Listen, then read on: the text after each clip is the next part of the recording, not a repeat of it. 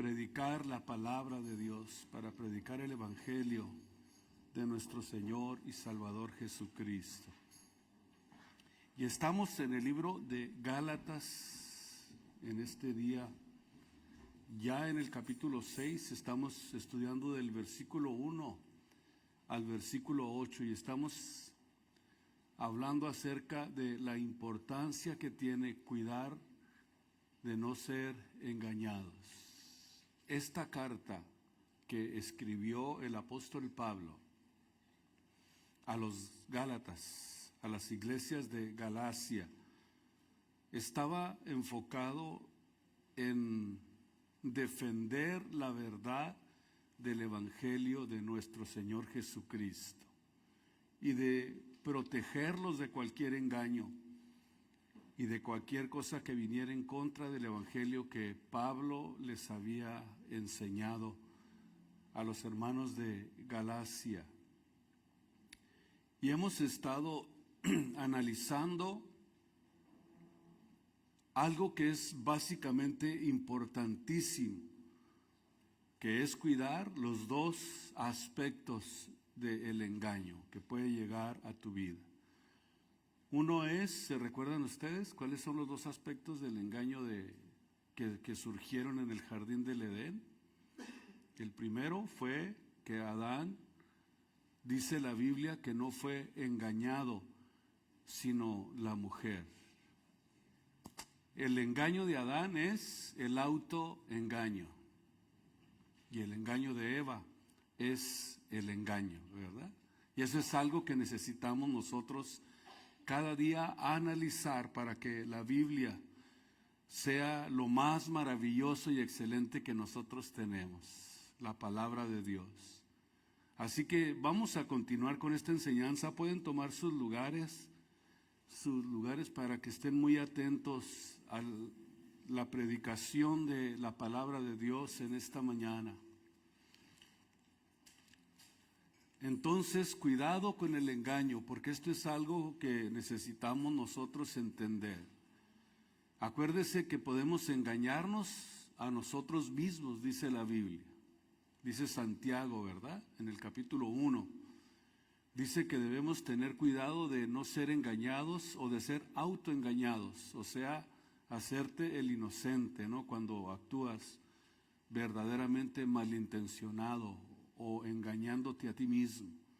Adán no fue engañado porque ya él sabía lo que tenía que hacer. La mujer había recibido a lo mejor enseñanza de Adán y ya no era lo mismo. Entonces Adán, por eso vino el autoengaño, se hizo el que no sabía, el inocente, y cuando llega el momento de enfrentarse con ese autoengaño, se justificó diciendo, pues la mujer que me diste, ella tiene la culpa, ¿no? de que yo haya sido engañado. No, ella no fue engañada, pero tú sí, fuiste autoengañado. Entonces, estamos en este capítulo 6 del libro de Gálatas y es precisamente lo que estuvimos aprendiendo en nuestro mensaje pasado, que Dios no puede ser burlado. Es decir, cuando el hombre se autoengaña, cree que se va a salir con la suya o que se va a burlar de Dios. Pero no es así. Dios no puede ser burlado. Todo lo que el hombre siembre, eso es también lo que el hombre va a cosechar. Esa es la ley. Es una ley que no puede ser alterada. Y ponía el ejemplo de la ley de la gravitación, que no puede ser alterada. Así es esta ley. Así que tienes una opción como creyente. Puedes caminar en el Espíritu o puedes caminar en la carne. Y no pienses en ningún momento que vas a poder caminar en la carne sin pagar las consecuencias o no pagar las consecuencias. No podemos de ninguna manera burlarnos de Dios. No puedes burlarte de Dios y salirte con la tuya. Todo lo que siembres lo vas a cosechar. absolutamente todo. Entonces, todo esto es algo esencial que nosotros aprendemos a través de las Escrituras, a través de la Biblia, a través de la palabra de Dios. Y vemos que hay gente como Nabucodonosor que se quiso burlar de Dios. En Daniel 4:25 encontramos exactamente lo que le pasó por haberse querido burlar de Dios. Se inspiró en su grandeza y comenzó a retar a Dios, como que si él era el que hubiera logrado todo lo que había logrado. ¿Y qué fue lo que le pasó? De acuerdo a lo que encontramos en la Biblia, a este hombre se convirtió como en una bestia, como en un animal. Y es exactamente lo que le sucede a aquel que quiere burlarse de Dios. En el capítulo 5 también del libro de Daniel, encontramos que Belsasar se burló de Dios. Mandó traer todos los utensilios de oro y de plata del templo que Nabucodonosor, su padre o fue el antecesor precisamente de Nabucodonosor, los vasos sagrados que pertenecían al tabernáculo, al templo de Dios. ¿Y qué fue lo que sucedió? Vino una devastación impresionante, una destrucción devastadora en todo su reino. ¿Se recuerdan de la mano que apuntó en la pared y le dio la sentencia por haberse burlado de Dios? Dios no puede ser burlado. Se metió este hombre Belsasar con lo sagrado, utilizando estos utensilios del templo, los vasos sagrados, que eran para servicio a Dios en el tabernáculo, en el templo. Los utilizó para emborracharse, para embriagarse. Y vemos exactamente este principio. Esta es la ley. Dios jamás va a ser burlado. Lo que sembremos, cosecharemos. Es algo inevitable. Nadie lo puede evitar. En el capítulo 1, 18 en adelante del libro de los Romanos, yo les recomiendo que lean ustedes todo el capítulo 1 del libro de los Romanos y vemos aquí algo impresionante. Criaturas que se vuelven en contra del Creador. Así es. Y aquí en el versículo 18 habla precisamente de la ira de Dios sobre aquellos que se burlan de Dios. Y vemos cómo Dios los entrega a una mente depravada, completamente irreprobada. Ahora lo entendemos muy bien esto. Ahora entendemos cómo esta gente que se levanta burlándose de Dios, actuando contra naturaleza y tratando de establecer algo que Dios reprueba completamente. Dios jamás va a aceptar en el mundo un tercer sexo. De ninguna manera. No es lo que Dios estableció desde el principio. Por eso son entregados para que esta depravación, este estilo de vida se desarrolle tan impresionantemente como lo estamos viendo, no solamente como un acto donde se burlan de Dios, sino que estamos viendo también el cumplimiento de una profecía establecida en la palabra de Dios. Ahora muy bien, vamos a entender esto muy bien para poder comprenderlo. En este capítulo dice que la ira de Dios sobre aquellos que se rebelan en contra de la verdad de Dios, de una forma injustamente. Pero la ira de Dios tiene varias formas.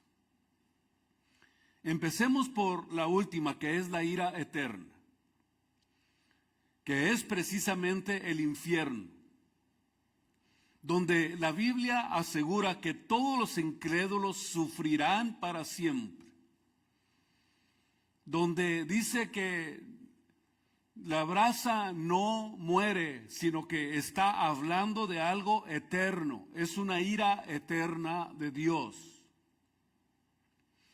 También la Biblia, número 2, nos habla de una ira escatológica. Y esta es la ira de Dios al final de los tiempos, al final de la historia de la humanidad. Y esta es la ira descrita por los profetas y también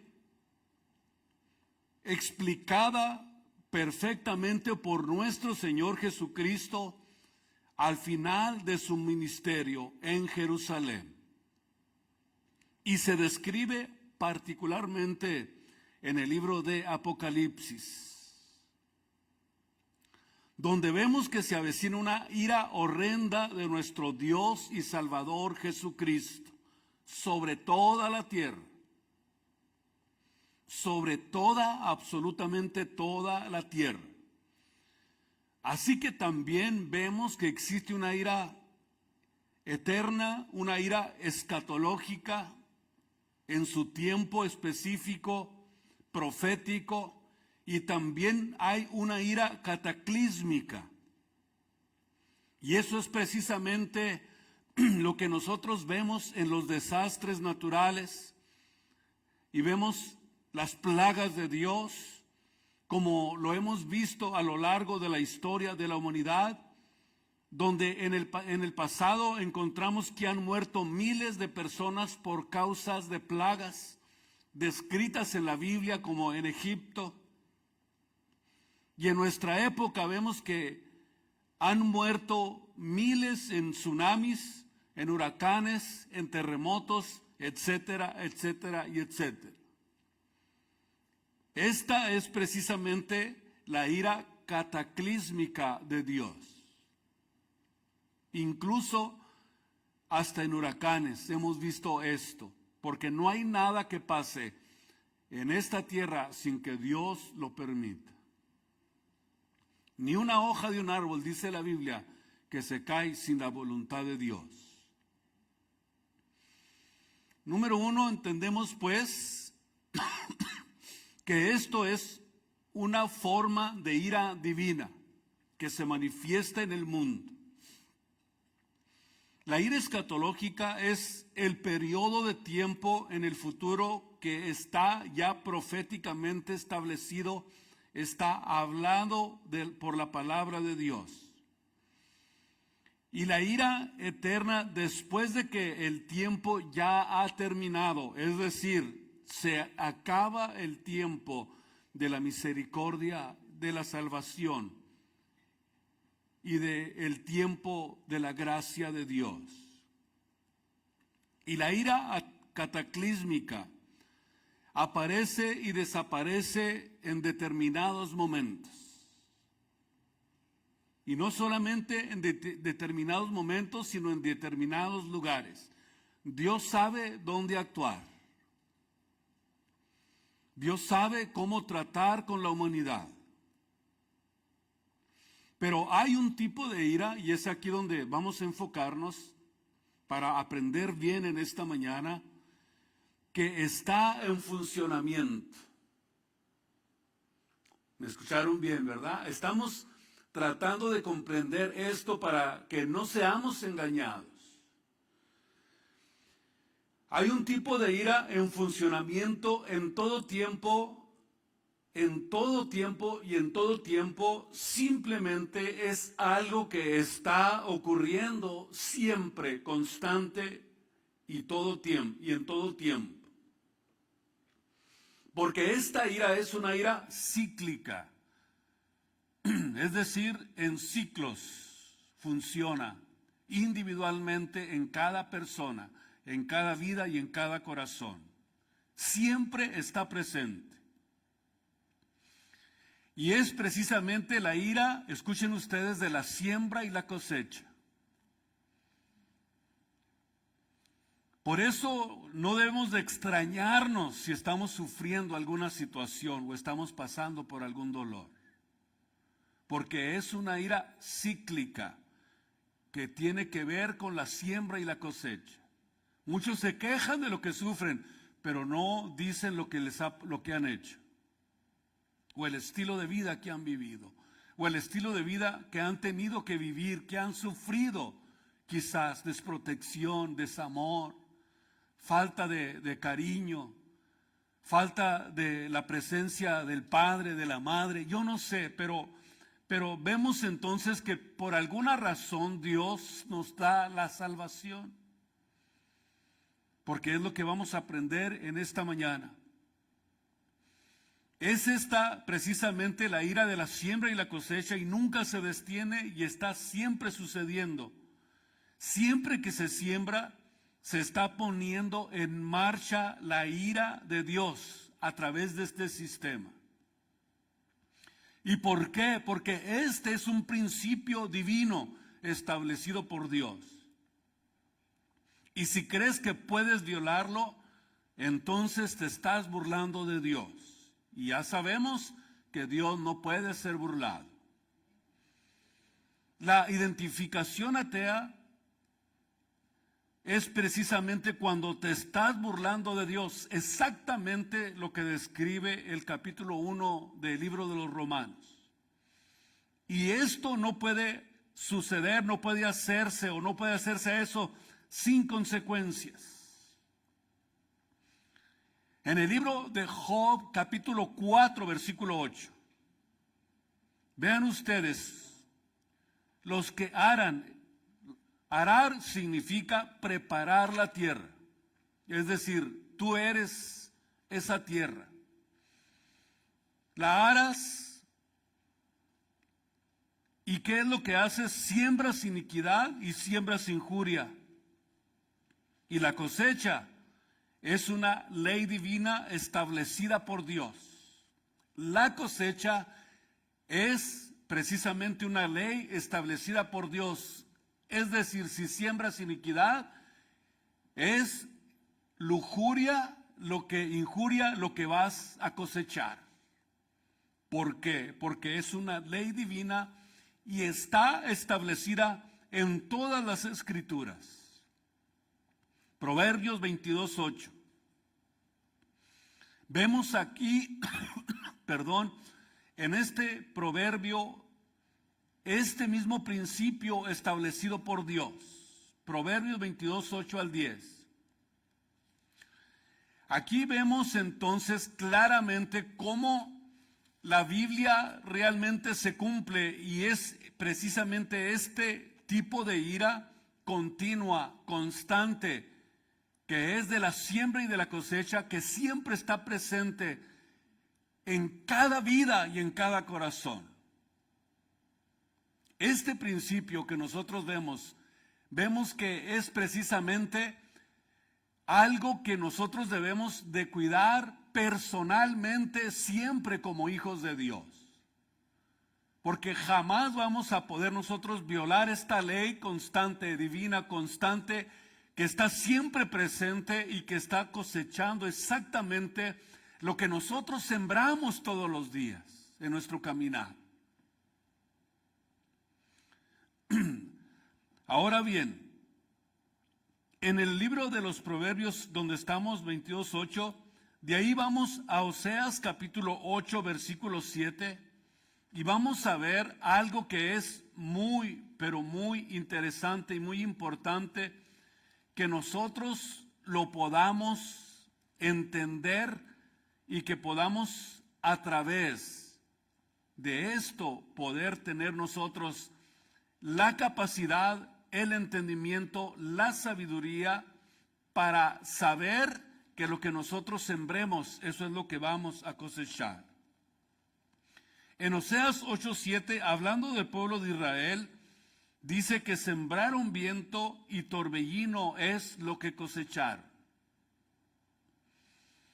¿Por qué? Porque es una ley establecida por Dios. En este mismo capítulo del libro de Oseas, capítulo 10, versículo 12, sembrad para vosotros en justicia. Escuchen, sembrad para vosotros en justicia, segad para vosotros en misericordia, harad para vosotros barbecho, porque el tiempo de buscar a Jehová, porque es tiempo de buscar a Jehová hasta que venga y os enseñe justicia. Versículo 13, habéis arado impiedad, segasteis o cosechaste iniquidad. ¿Y qué es lo que vas a hacer? Comerás el fruto de tu mentira.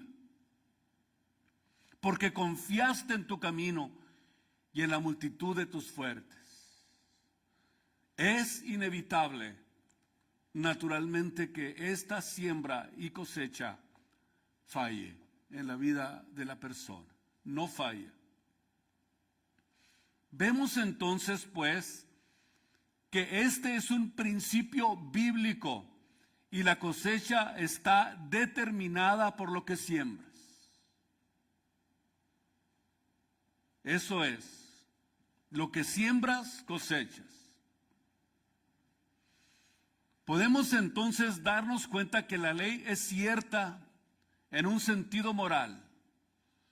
El fruto de una vida está siempre determinado por esa vida o eso que has plantado durante tu vida. Tiene que ver precisamente con el carácter y la condición de una persona. Esos son precisamente la cosecha de los hábitos que vas a tener. Lo que has plantado. Esta es una ley inexorable que opera en cada vida. Por ejemplo, vemos la absoluta frustración y desesperanza de la psiquiatría y la psicología para tratar de unir a las personas.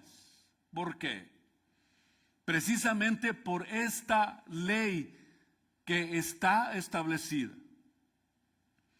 No puedes ir al psiquiatra enfermo, lleno de amargura, lleno de odio, lleno de mentira, lleno de falsedad, esperando que te dé paz. Jamás lo van a poder lograr. La única forma de salir de la esclavitud de esta ley es conviértete a Cristo, entrégale toda tu vida a Él para que seas transformado. Y deja el psiquiatra, por favor. Es mejor lo que Dios puede hacer por nosotros, porque no tiene nada que ver con la psique, es pecado. Nomás que un psiquiatra no te va a decir, no, mira, lo que falta es que tienes que dejar de pecar. Entrégate a Cristo y vas a ver que la paz de Dios, que sobrepuja todo entendimiento, te va a dar eso que estás buscando. Eso no lo vas a encontrar con el psiquiatra. Oigan ustedes, nosotros cuando nos entregamos a Cristo, cuando le dimos toda nuestra vida a Él, cuando fuimos transformados por Él, Dios nos dio una nueva criatura, pero quiero que sepas que incluso después de que ha sucedido esto en tu vida, esa ley sigue operando. No se asusten. Ya estamos perdonados, ya fuimos redimidos. Ahora Dios nos está preparando para que demos fruto del Espíritu Santo. Ya no se enseñorea de nosotros.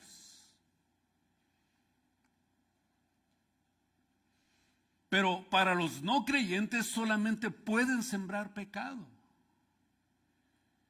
Y por consecuencia solamente pueden cosechar producción, no así los hijos de Dios.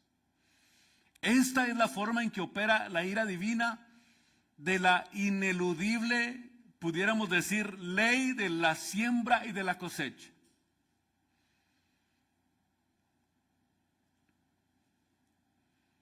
Por eso cualquiera que no ha conocido a Cristo va a vivir de esa manera.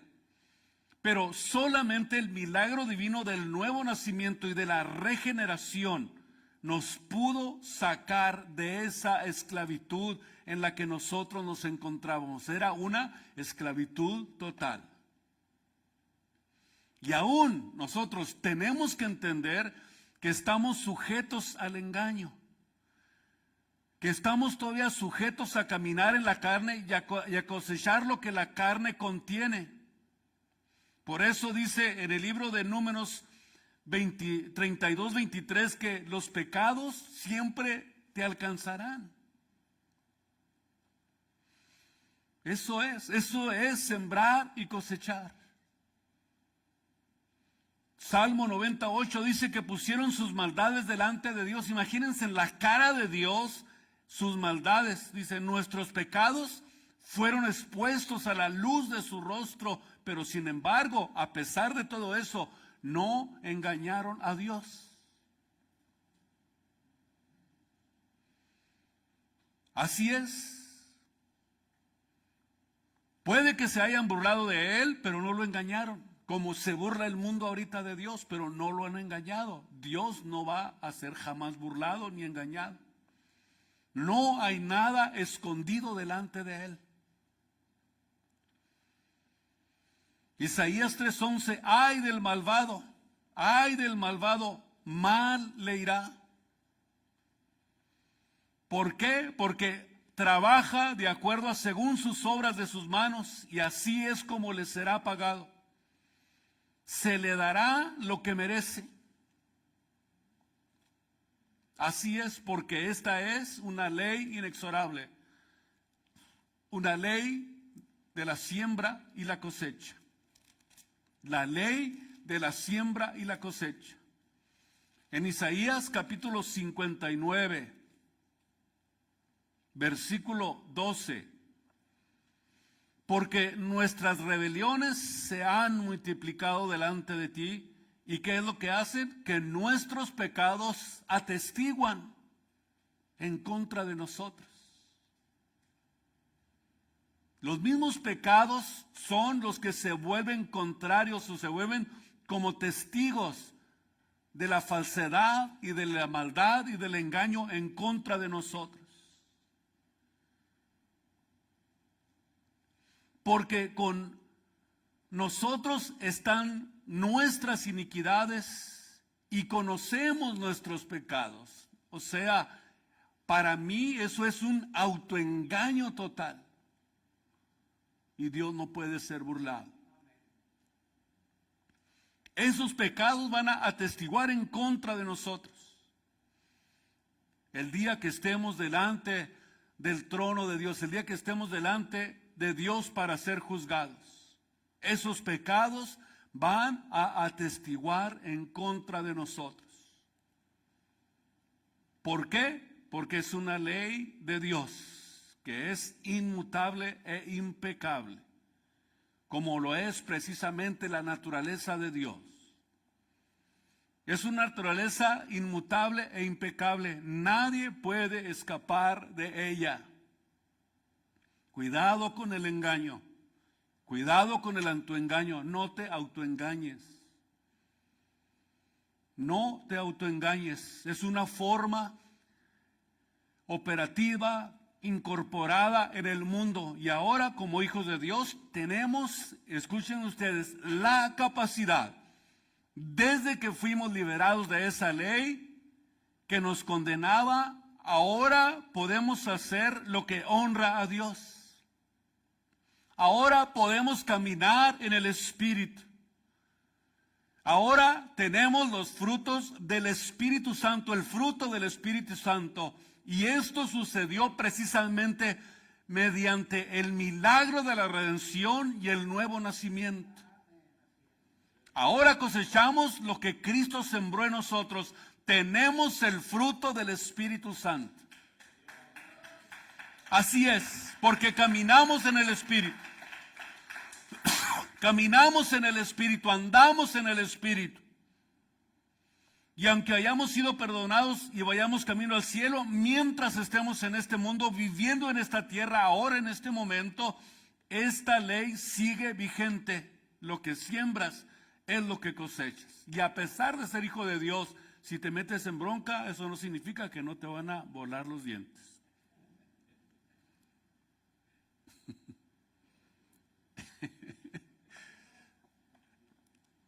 Las consecuencias, por ejemplo, que sufrió David.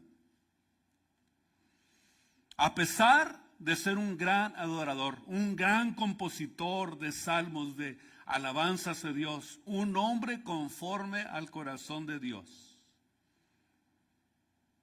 Sin embargo, sufrió las consecuencias. Así es. Las consecuencias eternas por el pecado ya han sido perdonadas, ya han sido resueltas por Dios. Ya eso Dios lo arregló.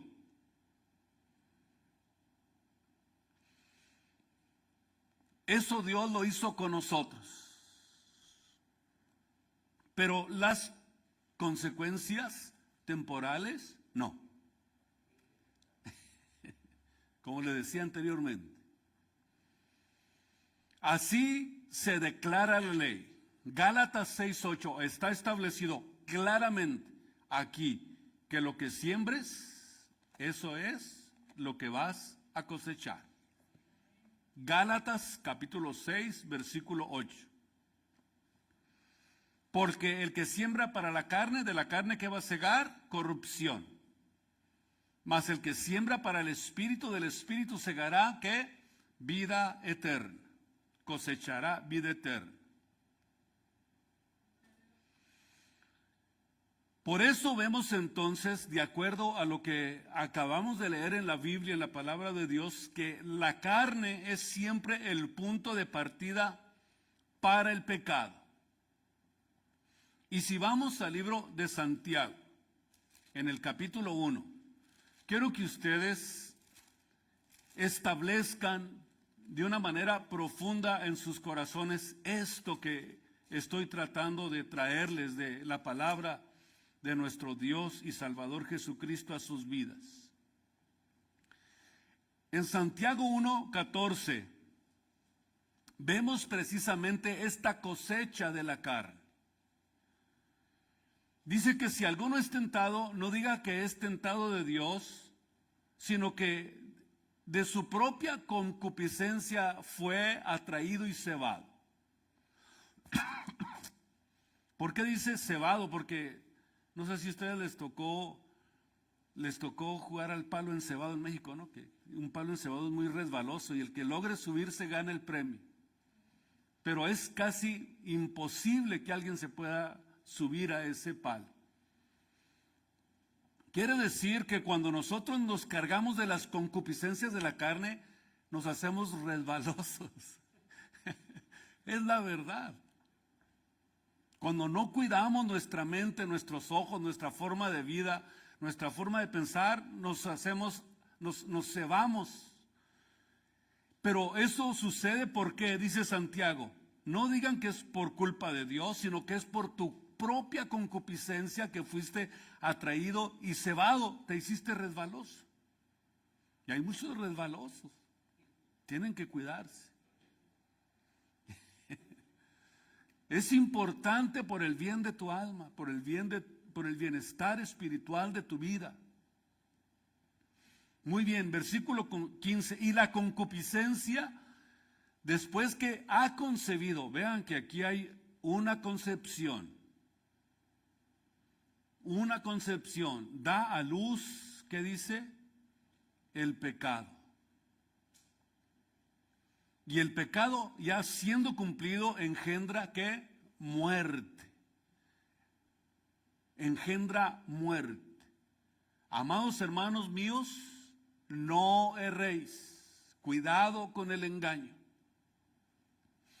Cuando nosotros venimos a la Biblia, descubrimos estos secretos en la Biblia, nos damos cuenta que esta es la cosecha de la carne, que solamente cosecha ¿qué? Corrupción. Y corrupción significa desintegración, descomposición, degeneración. Y corrupción, digamos, que lleva hasta lo máximo, que es la muerte. Hay algunos cristianos que siembran para muerte, o que siembran para la carne, aparentemente todos los días, y se preguntan, ¿por qué no cosechan? ¿Por qué no hay una cosecha de santidad o de utilidad? Entendamos de una forma sencilla, la santidad también es una cosecha que necesitamos sembrar, que necesitamos trabajar, que necesitamos arar, que necesitamos construir, que necesitamos intencionalmente alcanzar esa cosecha. No va a llegar como por arte de magia. La santidad es una cosecha. Tenemos que entender, una cosecha de sembrar, ¿cómo? Para el espíritu. Porque la carne pelea contra el espíritu y el espíritu contra la carne y se oponen. Entonces, si quieres la cosecha de santidad, necesitas sembrar para el espíritu y no para la carne. Y si lo haces como creyente, esta precisamente es corrupción, es simplemente corrupción de tu experiencia cristiana si no lo haces.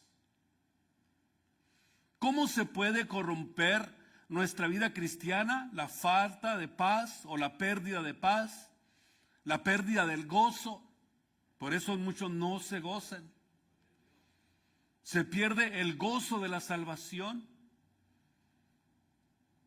Se pierde la adoración, como le sucedió precisamente al hijo pródigo. Perdió todo lo que tenía, perdió la riqueza, perdió la paz, perdió el gozo, perdió su familia, perdió mucho. Y también se pierde el servicio y la utilidad. Por eso encontramos precisamente lo que le sucedió al salmista David cuando sufrió este tipo de consecuencias. Él comenzó a adorar a Dios, comenzó a clamarle a Dios en el Salmo 51. ¿Y qué fue lo que le estaba diciendo en este salmo? Señor, vuélveme el gozo de la salvación. Vuélveme la alegría. Vuélveme la paz. Devuélveme un espíritu de adoración. Porque muchos siembran para la carne inconscientemente y no tienen nada de esto. Nada. Vienen a adorar a Dios, pero no disfrutan la adoración, no disfrutan la alabanza, no disfrutan el ambiente del Espíritu Santo porque han perdido el gozo de la salvación. El gozo de la adoración, el gozo del servicio. Por eso necesitamos entender que Dios necesita este tipo de gente, que sea gente capaz, adoradora, exaltadora, que cosecha para vida eterna. Los hijos de Dios son precisamente aquellos que están al servicio de la obra de Dios. Y que todo lo que hagas en secreto, Dios lo hace público. Y podrás decir, no, pero nadie sabe de mí, pero pareces muerto andando.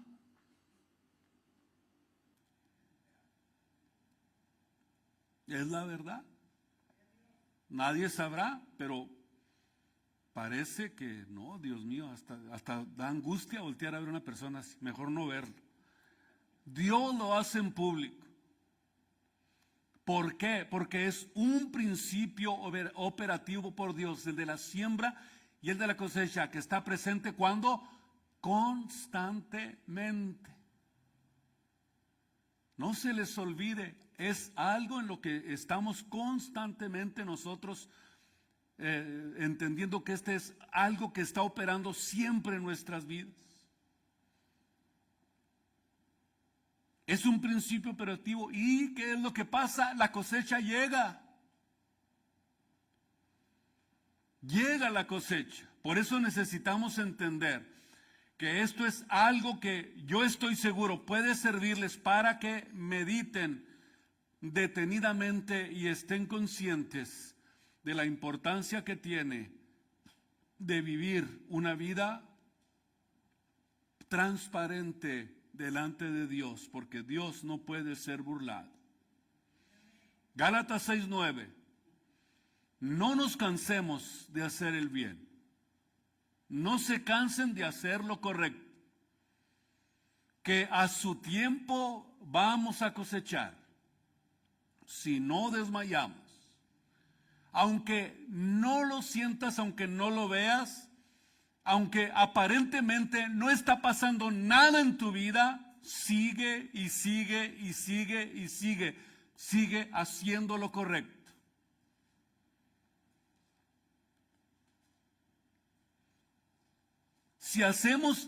Si nosotros hemos estado caminando en el Espíritu, haciendo lo correcto, como dice aquí Gálatas 6:9, pero estamos diciendo, ¿y cuándo llega la cosecha?